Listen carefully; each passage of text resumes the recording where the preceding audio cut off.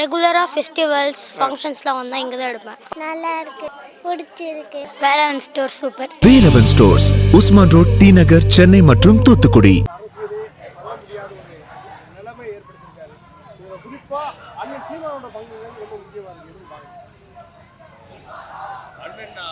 சீமான் வருகைக்கு பின்னாடி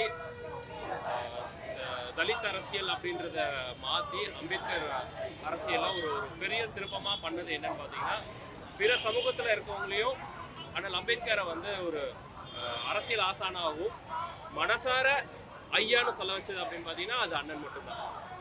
இதுக்கு முன்னாடி வரைக்கும் எப்படி இருக்கும்னா ஒரு சடங்காக இருக்கும். ஏப்ரல் 14 டிசம்பர் 6 அப்படின்னா ஒரு மாலை வாங்கிட்டு போயிட்டு போட்டுட்டு ஒரு படத்தை எடுத்துட்டு அவங்க அதுக்கப்புறம் பார்த்தீங்கன்னா அவங்க பண்ணக்கூடியது எல்லாமே இந்த தலித் மக்களுக்காக எதிரான ஒரு செயலாக தான் இருந்துட்டு இருக்கு, இப்பவும் இருக்கு. ஆனால் நாம் தமிழர் கட்சியில மட்டும்தான் தொடர்ந்து அரசியல் இருக்கு, தேர்தல் இருக்கு, தேர்தல் இல்லை. இந்த ரெண்டு சூழ்நிலையிலுமே வந்து ஐயாவை உண்மையிலேயே வந்து ஐயான்னு சொல்லக்கூடிய பெரும்பான்மை மக்கள் எங்க இருக்காங்கன்னா நாம் தமிழர் கட்சியில தான் இருக்காங்க. குறிப்பிட்டு சொல்லணும் அப்படின்னா பிற சமூகங்கள்ல அண்ணல் அம்பேத்கரை வந்து உண்மையிலேயே வந்து ஒரு பெரிய ஐகானா எடுத்துக்கிற ஒரு நிலைப்பாடை கொண்டு வந்ததுன்னு பார்த்தீங்கன்னா அது அண்ணன் சீமான் தான். ஆனா முக்தார் வந்து காமராஜர் எப்படி நான் பாக்குறீங்க வந்து என்ன சூழ்ச்சியா இருக்கும்னு நினைக்கிறீங்க? இல்லைன்னா வந்து இந்த மாதிரி யாரையாவது வந்து முக்தார் ஏற்கனவே அண்ணன் சீமானுக்கு எதிராக பேசுவதற்காக தான் நாம் தமிழருக்கு அவருக்கு எதிராக போராடுங்க. முக்தார் வந்து பார்த்தீங்கன்னா தமிழக இந்த ஊடகத்திலேயே இருக்கக்கூடிய ஒரு கேடுகட்ட ஒரு ஊடகவியலாளர்னா அது அவர் தான். அவருக்குன்னு ஒரு நெறியம் எதுவும் கிடையாது, ஒரு கொள்கை எதுவும் கிடையாது. அவரெல்லாம் ஒரு கண்டென்ட்டாக எடுத்துகிட்டு வந்து ட்ரெண்ட் ஆகிட்டு இருக்காருன்னா நல்லதும் ட்ரெண்ட் ஆகும், கேவலமான விஷயங்களும் ட்ரெண்ட் ஆகும். அவர் பண்ணக்கூடியது எல்லாமே வந்து ஒரு கேவலமான விஷயம்தான். ஐயா காமராஜரை பற்றி பேசுறதுக்கு ஒரு தகுதி வேணும். அவர் நல்லதை சொல்றதுக்கும் அவரை விமர்சனம் பண்றதுக்கும் நியாயமான விமர்சனங்கள் ஏற்றுக்கலாம். ஆனால் வந்து இழிவாகவோ இல்லை ஒரு கேவலமாவோ பேசுறதெல்லாம் வந்து எந்த மக்களும் ஏற்றுக்க மாட்டாங்க. அது அவர் சமூகன்றதை தாண்டி தமிழ்நாட்டு மக்கள் வந்து காமராஜரை கல்வி தந்தையாக தான் பார்த்துட்டு இருக்காங்க. இப்போ நான் படிச்சிருக்கேன் அப்படின்னா என் அப்பா படிச்சிருக்காருன்னா அவர் காலத்தில் கட்டின அந்த கவர்மெண்ட் ஸ்கூலு தான் வந்து முக்கியமான ஒரு பங்களிப்பாக இருந்திருக்கு.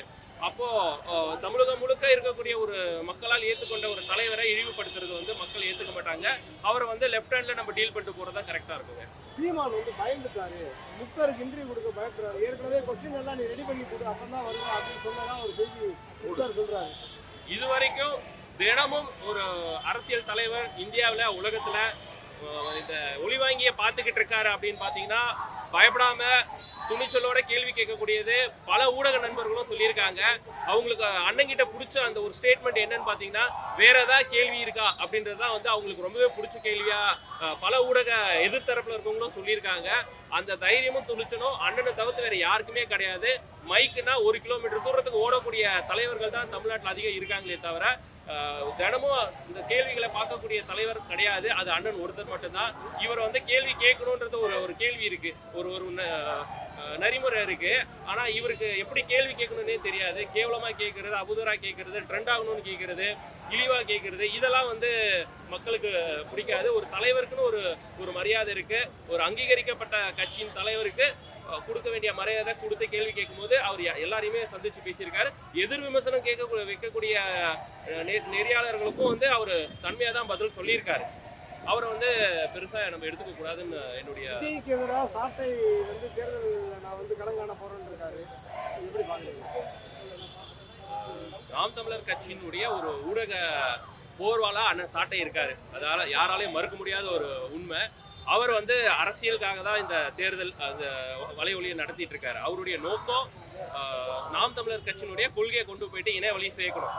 தேர்தல் வந்துட்ட பிறகு அன்பா பூ போட்டு வாங்கன்னு எப்பவுமே எல்லாரையும் ஒரு மாண்பு இருக்கும் வாங்கன்னு சொல்றது. ஆனா தேர்தல் வந்து ஒரு சண்டை களம் தான். அப்ப அந்த களத்துல வந்து எப்பவுமே அவங்களுக்கு வந்து பூமாலை போட்டு வெல்கம் பண்ணிட்டு இருக்க மாட்டாங்க. தப்பு பண்ணும் போது சொல்லுவாங்க, நல்லது பண்ணும் போது வாழ்த்து தெரிவிப்பாங்க. நேற்று கூட பாத்தீங்கன்னா வன்னியரசு அவங்களுடைய அம்மா இறந்துருந்தாங்க. அதுக்கு வந்து இரங்கல் செய்தி போட்டிருந்தாரு. ஆனா அவருக்கு நம்ம தொடர்ந்து நம்மளை வந்து எதிர்த்து விமர்சனம் வைக்கக்கூடியவர்ல ஃபர்ஸ்ட்ல இருக்கிறது அவரு தான். ஆனாலும் ஒரு அரசியல் மாண்புக்காக அவர் போட்டிருக்காரு. கண்டென்ட்னு கிடைக்கும் போது தப்பு நடக்கும் போது அண்ணன் சாட்டை வந்து யாரையும் விட்டு வச்சதில்லை. அவருக்குன்னு ஒரு தனி ஸ்டைல் இருக்கு. தேர்தலில் கேட்குறீங்களா? அது வந்து அண்ணன் தான் முடிவு பண்ணணும். அண்ணனுக்கு எங்க விஜய் போட்டி போடுறாரோ அங்க நான் போட்டி போட போறேன் அப்படின்னு சொல்லிருக்காரு சாட்டை நேத்து. தப்பு ஒன்றும் கிடையாது. அவர் சாட்டை அண்ணன் அவர் அதுக்கு தயாரா இருக்கும் பட்சத்துல அது களம் நல்லா தான் இருக்கும். அது ஒன்று வரவேற்கிற ஒரு விஷயமா தான் இருக்கும். ஆனால் எங்கனாலுமே நாங்கள் வந்து எங்களுக்கான ஒரு வாக்கு வங்கி இருக்கு. நாங்கள் களத்தில் 100% கொடுப்போம். இப்போ சாட்டை போல ஒரு பெரிய ஊடக வெளிச்சம் பெற்றவரோ அவருக்கு வந்து ஒரு பெரிய தன்னால் அவரால் நிறைய விஷயங்கள் செஞ்சுக்க முடியும்.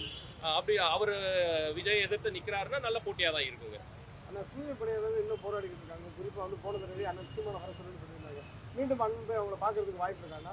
கூடிய மக்களுக்கு இந்த திராவிட அரசினுடைய முக்கியமான அங்கமா இருக்கக்கூடியவங்க இந்த குறிப்பிட்ட சமூக மக்களும் இந்த சார்ந்த தொழில் செய்யக்கூடியவங்க.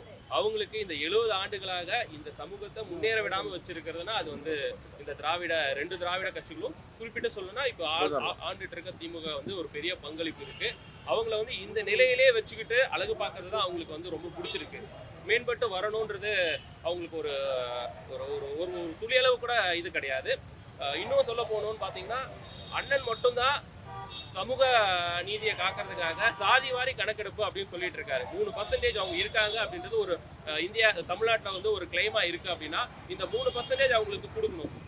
அந்த பர்சன்டேஜ் அவங்க 4 இருந்தால் 4% கொடுக்கணும்னு சொல்லக்கூடிய ஒரு கரெக்டான ஒரு அரசியலை வைக்கக்கூடிய கட்சி அப்படின்னு பார்த்தீங்கன்னா அது நாம் தமிழர் கட்சி தான். அவங்களுக்கு நம்ம எதிரி மாதிரி அவங்க ஒரு பிம்பத்தை கட்டமைச்சிட்டு இருக்காங்க. அண்ணன் ஆனால் தொடர்ந்து அவங்களுக்கு எங்கெங்கெல்லாம் பிரச்சனை வருதோ முதலாளா அண்ணன் நின்றுட்டு இருக்காருன்றதான் உண்மை. நீங்க சமீபத்தில் நடந்த இதுலையும் பார்த்துருப்பீங்க. இதுக்கப்புறம் பிரச்சனைகள் வந்தாலும் அண்ணன் போய் நிற்பாரு. அவர் வந்து ஜாதி மதம் வேற எல்லா வேறுபாடுகளையும் தாண்டி மக்கள் பிரச்சனைனா போய் நிற்கக்கூடிய ஒரு தலைவராக களத்தில் இருக்கக்கூடியவர்னா அண்ணன் ஒருத்தர் மட்டும்.